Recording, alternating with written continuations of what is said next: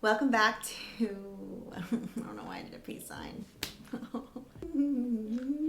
Welcome back to 3130 Beloved. I am Jess Chung. If it's your first time here, we are continuing the unexpected while expecting second trimester. First of all, if you are pregnant and you have made it to your second trimester,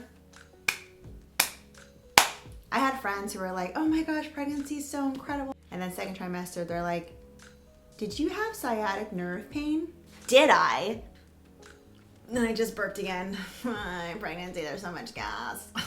TMI, sorry. What was I doing? 6 things that I did not expect in pregnancy, but specifically came up in second trimester. Number 1, OMG, sciatic nerve pain. What in the flying heck? Like, why is there no content about this? People are just like, sometimes you get a little sciatic pain in like 2 lines, 1 sentence, but I do not know how women in the past or women now get through sciatic nerve pain without medical prenatal massages and a physical therapist. I do not know. For me, it was unlivable. I was spazzing out when I would get in bed, sitting down. I would like bend over to brush my teeth and it would be like, and it was like stabbing knives pain for me. It was so bad. This is just my body.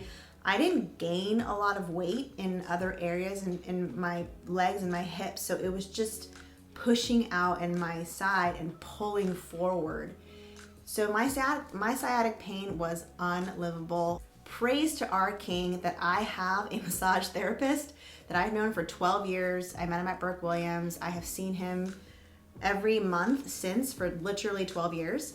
But he does house calls and he would realign my pelvis every other week with prenatal massages and pull all the pressure and the tension away from my sciatic nerve so that I could sit and stand without writhing in pain. I remember the first time I got on his massage table, I was like twitching and shaking. I was like, I don't know how you're gonna touch me. I cannot even stand. I'm like, I'm so sensitive. And he's like, it's okay, just lay down, lay down on your side, put the pillow in between your legs. I will release a lot of the tension. I was like, okay. And I finally got down and he just went to town and worked on my hips and my legs and pulled down my right hip because it was so high up from all the tension of trying to hold this baby. Also, my baby favors the right side. It likes to hang on the right side, upside down, spine that way with the legs flopped over. That's kind of his signature position. So I had a lot of sciatic pain on my right side specifically. It had been like 3 weeks at that point where I was just spasming constantly. And after he worked on me, I didn't have any more spazzing episodes. I did also not sit while I was working for a week or 2, just so the inflammation could go down. So those things combined really did help. He also suggested, which I'm sitting on right now, this seat cushion. Oh yes. This part is where your butt goes so that there's no pressure on your tailbone. I can't actually sit without it now because it's basically like so comfortable in my butt. This thing literally saved my butt the last 4 months. I bring it everywhere. I get in the car with it. I go to restaurants with it.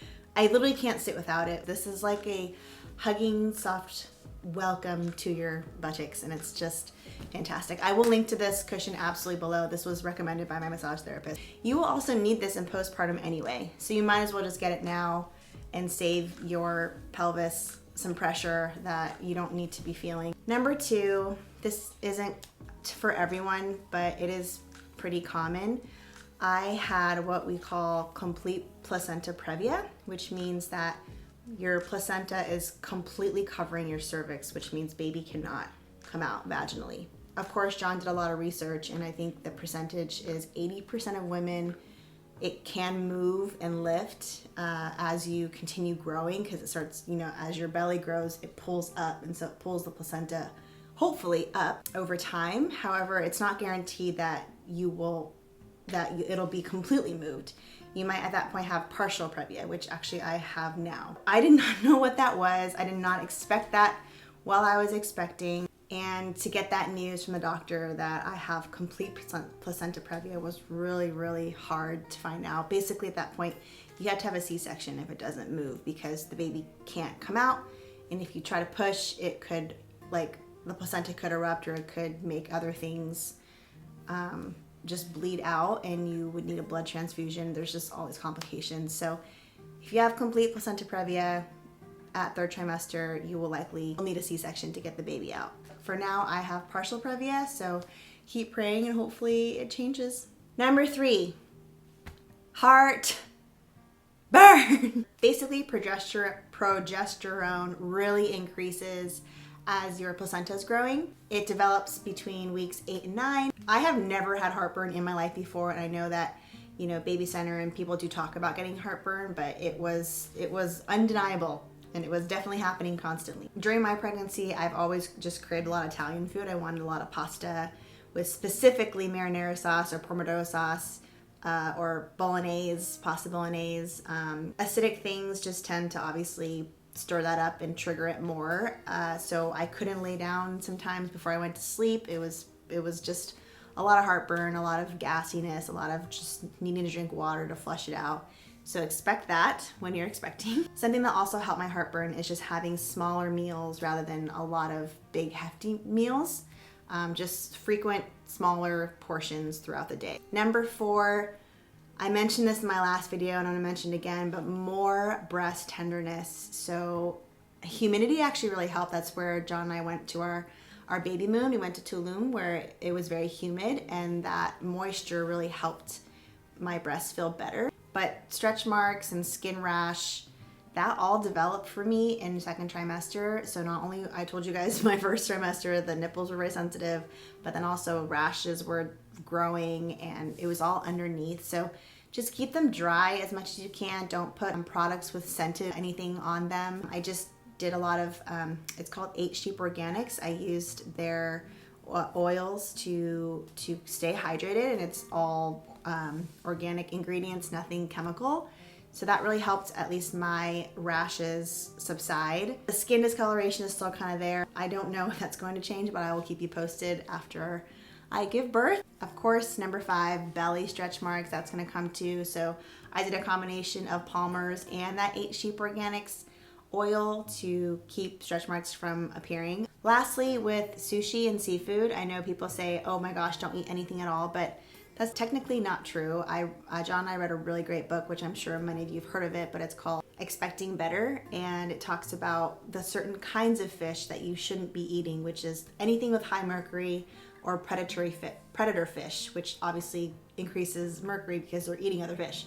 So no tuna, shark, mackerel, swordfish, but salmon is very high in omega-3 and very low in mercury generally if it's getting sourced from a good place like Kazunori or sugarfish, those high-end sushi places. Those are typically okay. Just limit how much you eat them. I had like maybe 1 or 2 or 3 hand rolls every other month of salmon. I'm a sushi fiend, so I cried when I ate it because I love it so much. Yes, of course, in general, stay away from undercooked raw foods, including eggs, soft cheeses like brie, feta, deli meats, things that just aren't cooked. And make sure you wash all your fruits and your vegetables really, really, really well. I don't really trust when other people do it for me. I feel like they just kind of like spray it with tap water and then give it to me.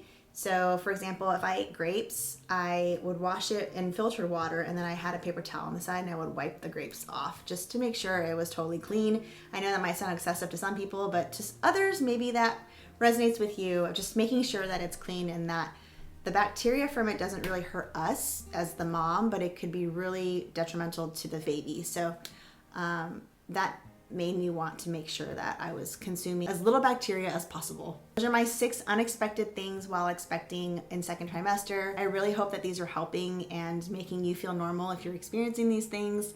Again, I am so happy to link to my massage therapist below, his Instagram, the pillow that I mentioned. Of course, get yourself a physical therapist to help with stretching and different exercises to do at home. Massages are just so good for the body overall. You're using your body every day and it needs to be stretched out and realigned, and things just kind of fall back in place. Please comment below if there are other things that you're experiencing. I'd love to hear about it, and I will see you for our next video in 3rd trimester. Thanks for watching.